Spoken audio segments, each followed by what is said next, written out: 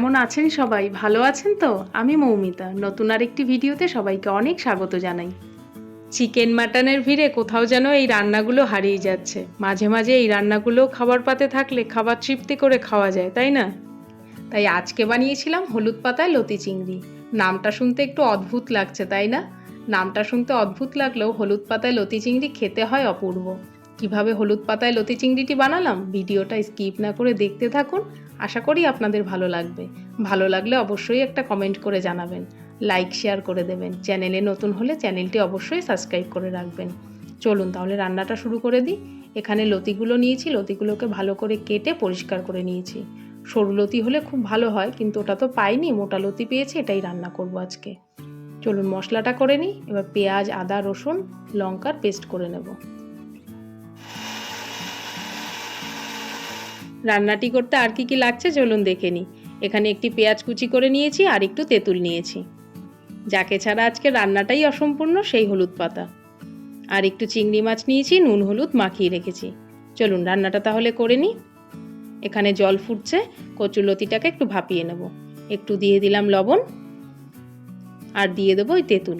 যদি তেঁতুলের জায়গায় কাঁচা আম থাকে সেটাও দিতে পারেন। এটা দিলে পরে কচুরলতিতে গলা চুলকানোর ভয়টা আর থাকবে না। কেটে রাখা কচুরলতিটা দিয়ে দিলাম, একটু হালকা ভাপিয়ে নেব। হয়ে গেছে। কড়াই গরম হয়ে গেছে, রান্নাটা পুরোটাই সর্ষের তেলে করব। একটু সর্ষের তেল দিয়ে দিলাম। তেল গরম হয়ে গেছে, এবার নুন হলুদ মাখিয়ে রাখা চিংড়ি মাছটা দিয়ে দেব। হালকা করে ভেজে নেব। মুখের স্বাদ দ্বিগুণ বাড়িয়ে তোলার জন্য এমন কিছু সাধারণ রান্না জুড়ি মেলা ভার।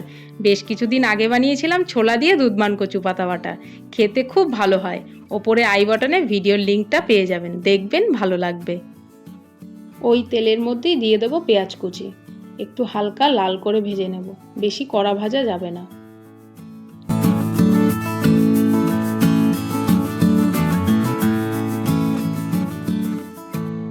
দেখুন পেঁয়াজের হালকা লাল কালার চলে এসছে। এইবার একটু দিয়ে দেবো স্বাদ অনুসার লবণ।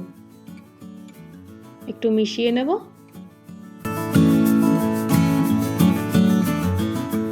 এইবার দিয়ে দেব আদা, পেঁয়াজ, রসুন, লঙ্কার যে পেস্টটা করে রেখেছিলাম সেই পেস্টটা। এটাকে ভালো করে কষিয়ে নেব। মশলাটা ততক্ষণ কষাবো যতক্ষণ না মশলার গায়ের থেকে কাঁচা গন্ধটা চলে যাচ্ছে।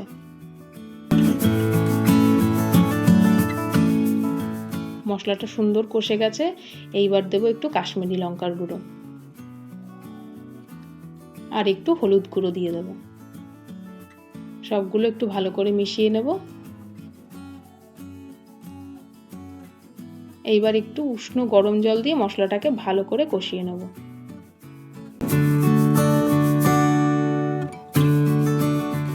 ততক্ষণ কষাবো যতক্ষণ না মশলার গায়ের থেকে তেলটা ছেড়ে আসছে।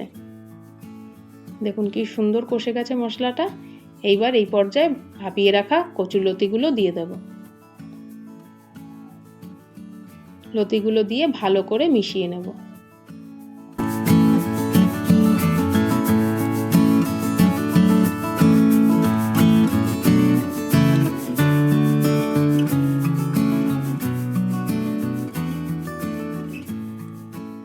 দেখুন দেখতে কি অপূর্ব লাগছে। এবার ভেজে রাখা চিংড়ি মাছটা দিয়ে দিলাম, দিয়ে মিশিয়ে নেব।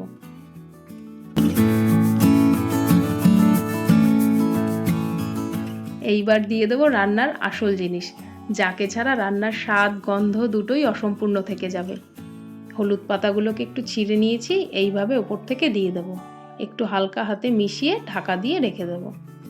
এই হলুদ পাতা দেওয়াতেই রান্নার স্বাদ আরও দ্বিগুণ করে দেবে, আর গন্ধটা তো অসম্ভব সুন্দর বেরোবে। এইভাবে একবার আপনারাও বানিয়ে দেখবেন, মাছ মাংসর থেকেও কোনো অংশে কম লাগবে না খেতে। ভিডিওটা যদি ভালো লেগে থাকে অবশ্যই লাইক কমেন্ট শেয়ার করে দেবেন। চ্যানেলে নতুন হলে চ্যানেলটি অবশ্যই সাবস্ক্রাইব করে রাখবেন, বেল আইকন ক্লিক করে দেবেন, পরবর্তী ভিডিও নোটিফিকেশান পেয়ে যাবেন। সবাই ভালো থাকবেন, সুস্থ থাকবেন, সবাইকে অনেক ধন্যবাদ।